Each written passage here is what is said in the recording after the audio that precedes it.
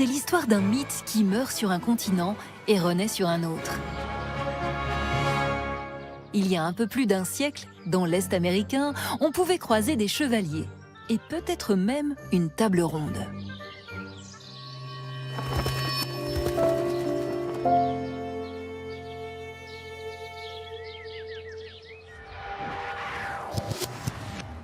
Tout commence en Europe au XIIe siècle, quand le mythe du roi Arthur se diffuse largement avec son récit fait par l'écrivain Chrétien de Troyes. Un succès dû notamment à la création du personnage de Lancelot du Lac, ou encore l'invention de la quête du Graal. Mais ces romans de chevalerie finissent par lasser à partir de la Renaissance. Au XVIIe et XVIIIe siècle, ce mythe est relégué au fin fond des bibliothèques européennes. En 1889, de l'autre côté de l'Atlantique, Mark Twain, l'auteur des aventures de Tom Sawyer, imagine une satire sociale et politique de l'Amérique. L'écrivain américain choisit alors d'opposer les valeurs européennes à celles des États-Unis, et pour cela, il convoque le mythe d'Arthur. Une histoire que nous décrypte Andrew Matisse, professeur de littérature à l'Université de Pennsylvanie. Le livre raconte l'histoire d'un Américain qui reçoit un coup sur la tête lors d'une sorte d'accident industriel. Et il se réveille 1000 ans en arrière, à la cour du roi Arthur. Round table?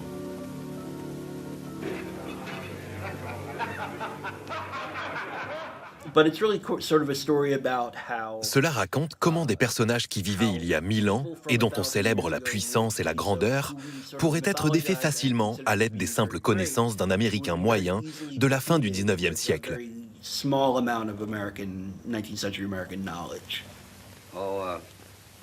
Hello?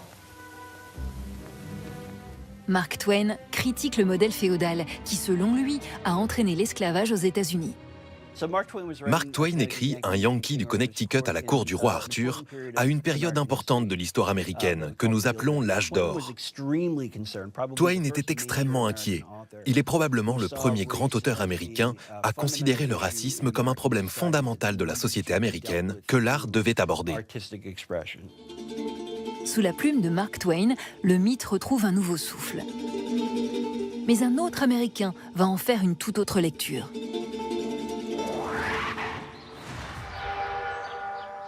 Quelques années plus tard, un homme d'église de la côte est des États-Unis, William Byron Forbush, se saisit à son tour de la légende. Ce théologien, allergique à la modernité urbaine, détracteur de la société de consommation, compte bien donner aux États-Unis une nouvelle génération pieuse et vigoureuse. En 1893, il fonde le Club des Chevaliers du Roi Arthur, qui accueille de jeunes adolescents. Déguisés et parés de pseudonymes arthuriens, les adolescents jouent à incarner le mythe médiéval. Forbush crée une organisation semblable à celle des scouts aux États-Unis. Ils sont tous chevaliers de la table ronde. L'idée est d'enseigner aux garçons des valeurs importantes, comme le respect des femmes, la valeur du travail ou encore l'autonomie.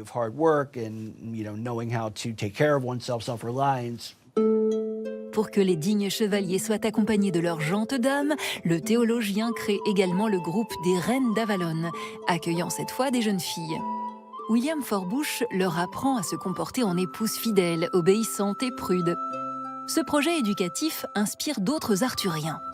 Au début du XXe siècle, on compte près de 130 000 inscrits et plus de 900 clubs appelés châteaux aux États-Unis.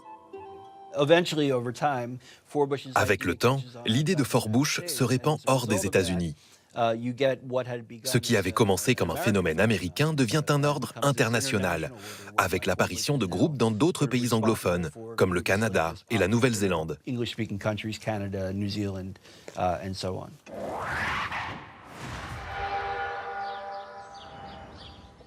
William Forbush couche sur le papier les secrets de sa pédagogie en 1907 dans l'un de ses plus célèbres manuels, The Boys' Round Table, les garçons de la table ronde. Forbush et Twain ont donc relancé la diffusion du mythe, même si leurs deux interprétations s'opposent totalement.